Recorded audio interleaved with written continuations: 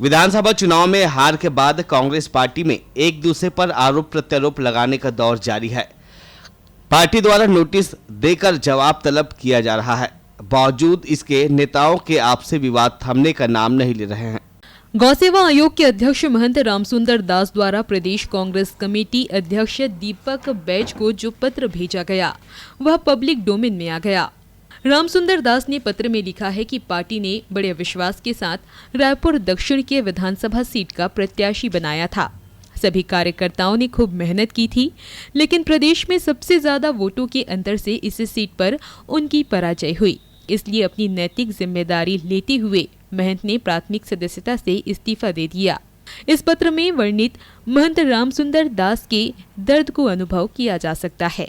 2 बार के विधायक महंत रामसुंदर दास को भाजपा के कद्दावर नेता बृजमोहन अग्रवाल के सामने खड़ा कर जिस तरह से उन्हें बलि का बकरा बनाया गया, उससे करारी हार के बाद रामसुंदर दास काफी व्यथित हैं। उन्होंने अपने आक्रोश का प्रदर्शन पार्टी को अलविदा कहकर किया।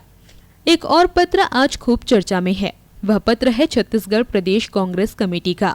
प्रदेश महामंत्री मलकीत सिंह गेंदू ने पूर्व मंत्री जयसिंह अग्रवाल को नोटिस दिया है, जिसमें कहा गया है कि चुनाव परिणाम के उपरांत अपने विधानसभा क्षेत्र की हार पर प्रेस कॉन्फ्रेंस कर राज्य की कांग्रेस सरकार पर प्रश्न चिन्ह लगाते हुए अप्रत्यक्ष रूप से सरकार के मुखिया पर गंभीर आरोप लगाए जाने का मामला विभिन्न मीडिया के माध्यम से प्रदेश कांग्रेस कमेटी के संज्ञान में आया है। आपके द्वारा लगाए गए उक्त गंभीर आरोप से पार्टी की छवि धूमिल हो रही है, जिससे कांग्रेस ने गंभीरता से लेते हुए उक्त मामले में स्पष्टीकरण चाहा। इसलिए पत्र प्राप्ति के 3 दिवस के भीतर अपना लिखित स्पष्टीकरण पत्र प्रदेश कांग्रेस कमेटी को प्रेषित करें। यह नोटिस जयसिंह अग्रवाल को किस बयान पर दिया गया है, आइए हम आपको एक बार फिर सुनाते हैं। प्रशासनिक अधिकारी और पुलिस के अधिकारी थे, उन्होंने कामों में व्यवधान भी डाले। सरकार से जो काम नहीं हुआ, हमने उपक्रमों के माध्यम से भी पैसा स्वीकृत कराया। उसमें रोड का काम भी शुरू हुआ, लेकिन उसी कलेक्टर ने उस पैसा को काम को रोक के और भुगतान को रोक के और उसको काम को बाधित किया। इसके साथ साथ कुछ ऐसे छांट के पुलिस अधीक्षक और जिला कलेक्टर पदस्थ किए गए। एक पुलिस अधीक्षक अभिषेक मीणा, जिसने कोरबा को डुबाने में पूरी भूमिका अदा की। इसके बाद रायगढ़ के कलेक्टर बनाए गए, तो रायगढ़ का क्या हाल हुआ उसको देख लीजिए। एसपी बनाए गए। उसी प्रकार रानू साहू, जो भ्रष्टाचार के मामले में जेल में है, उसने कोरबा को किस प्रकार से बर्बाद किया, किस प्रकार से कामों को बाधित किया।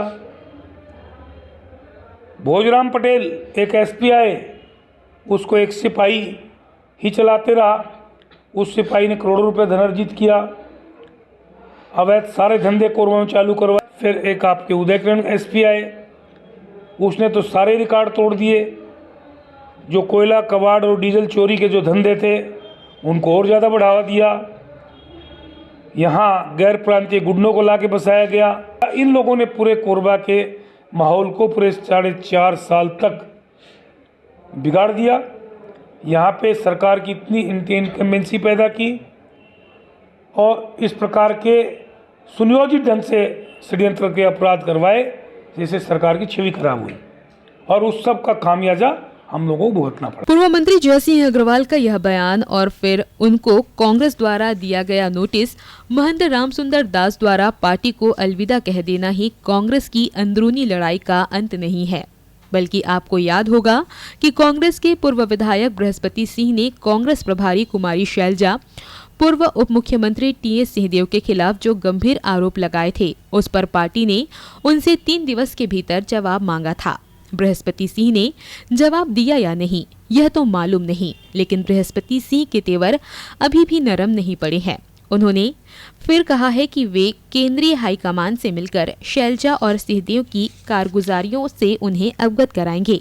मनेंद्रगढ़ के पूर्व विधायक विनय जायसवाल का आरोप भी लोग भूल नहीं सकते। उन्होंने तो प्रदेश के सह प्रभारी चंदन यादव पर टिकट के नाम पर 7 लाख रुपए लेने का नाम भी मढ़ दिया था। उन्हें भी नोटिस थमाया जा चुका है।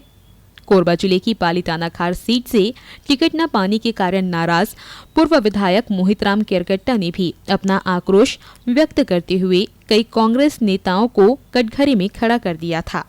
प्रदेश संयुक्त महामंत्री को विलन बताते हुए कांग्रेस प्रत्याशी के हार का ठीकरा उन पर और कुछ अन्य नेताओं पर फोड़ दिया था। प्रदेश के कई अन्य क्षेत्रों से भी कांग्रेस प्रत्याशियों और उनके कार्यकर्ताओं ने लिस्ट तैयार कर ली है, जिनमें भीतरघात करने वाले कांग्रेसियों का नाम शामिल है। बहरहाल 5 साल तक सत्ता सुख भोगने वाले अनेक कांग्रेसी नेता अब अपना हार नहीं पचा पा रहे हैं और इसके लिए वे खुद को नहीं बल्कि दूसरों को दोषी मानते हैं और अपनी भड़ास निकाल रहे हैं। Bureau report, Korba.